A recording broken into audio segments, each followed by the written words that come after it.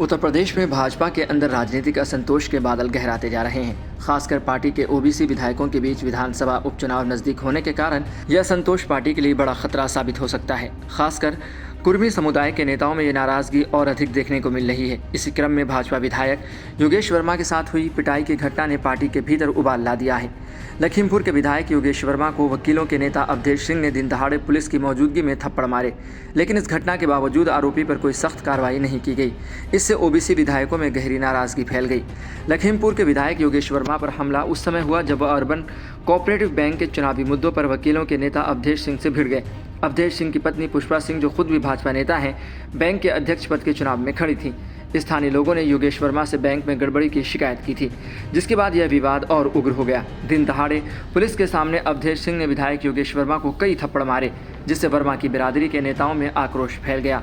इस घटना के बाद ओबीसी विधायकों ने इसे अपनी बिरादरी की प्रतिष्ठा का सवाल बना लिया। ओबीसी विधायकों का आरोप था कि राज्य की भाजपा सरकार इस मामले में आरोपी को बचाने का प्रयास कर रही है। पुलिस प्रशासन के रवैये से नाराज विधायक योगेश वर्मा ने अपनी सुरक्षा गार्ड तक वापस कर दिए। यह कदम पार्टी और सरकार में उनके गहरे असंतोष को दिखाता है। वहीं भाजपा के ओबीसी विधायकों के इस आक्रोश के बाद पार्टी में उथल पुथल मच गई। पार्टी के 37 विधायकों ने प्रदेश अध्यक्ष भूपेंद्र चौधरी से इस घटना की शिकायत की। विधायक मांग कर रहे थे कि आरोपी के खिलाफ सख्त कार्रवाई की जाए।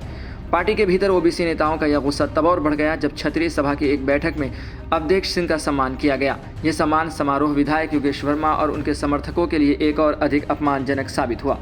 भाजपा के शीर्ष नेतृत्व को यह एहसास हो गया कि यह संतोष उपचुनावों में पार्टी के लिए हानिकारक साबित हो सकता है। आखिरकार दबाव के चलते भाजपा ने अवधेश सिंह और उनकी पत्नी पुष्पा सिंह को पार्टी से निष्कासित कर दिया, जिससे ओबीसी विधायकों के गुस्से को कुछ हद तक शांत करने की कोशिश की गई।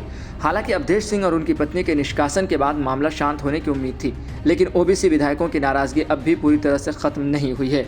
ओबीसी नेताओं को लग रहा है कि पार्टी के भीतर उनके साथ भेदभाव हो रहा है और उनकी आवाज़ों को नज़रअंदाज किया जा रहा है। यह स्थिति भाजपा के लिए एक बड़ी चुनौती बन सकती है, खासकर जब उत्तर प्रदेश में विधानसभा उपचुनाव सिर पर हैं। योगेश वर्मा जैसे विधायक जो अपनी बिरादरी में लोकप्रिय हैं और अगर सही सम्मान नहीं मिला तो यह भाजपा के लिए खासतौर पर ग्रामीण इलाकों में वोटों पर असर डाल सकता है। कुर्मी समुदाय, जो उत्तर प्रदेश में ओबीसी वोट बैंक का महत्वपूर्ण हिस्सा है, इस मामले को लेकर भाजपा के खिलाफ हो सकता है अगर पार्टी इस असंतोष को जल्द नहीं सुलझाती।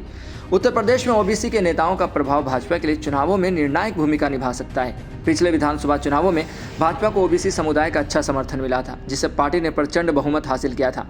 वहीं योगी आदित्यनाथ सरकार ने ओबीसी नेताओं को सत्ता में जगह देने की कोशिश की है, लेकिन योगेश वर्मा की घटना और उसके बाद उठे विवाद से यह संतुलन बिगड़ सकता है। अगर यह असंतोष समय रहते शांत नहीं हुआ तो यह भाजपा के ओबीसी वोट बैंक को नुकसान पहुंचा सकता है, खासकर जब विपक्षी पार्टियां जैसे समाजवादी पार्टी और बहुजन समाज पार्टी ओबीसी वोटों को अपने पक्ष में करने की कोशिश में लगी हैं।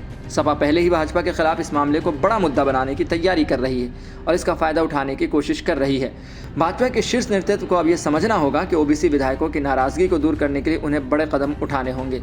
अवधेश सिंह और पुष्पा सिंह को निष्कासित करना एक प्रारंभिक कदम था, लेकिन इससे पार्टी के अंदर की दरार पूरी तरह से भरने की संभावना कम है। पार्टी को योगेश वर्मा और अन्य नाराज ओबीसी विधायकों को भरोसे में लेना होगा और उनके मुद्दों को सुलझाने की दिशा में ठोस प्रयास करना होगा। इसके साथ ही भाजपा को अपने ओबीसी नेताओं के साथ संवाद को मजबूत करना होगा, ताकि पार्टी के भीतर इस तरह के असंतोष से निपटा जा सके। उत्तर प्रदेश में भाजपा के नेताओं के सामने एक बड़ी चुनौती है कि वह अपने ही नेताओं और विधायकों के बीच बढ़ते गुस्से को कैसे शांत करें और साथ ही विपक्ष के हमलों का कैसे सामना करना पड़े।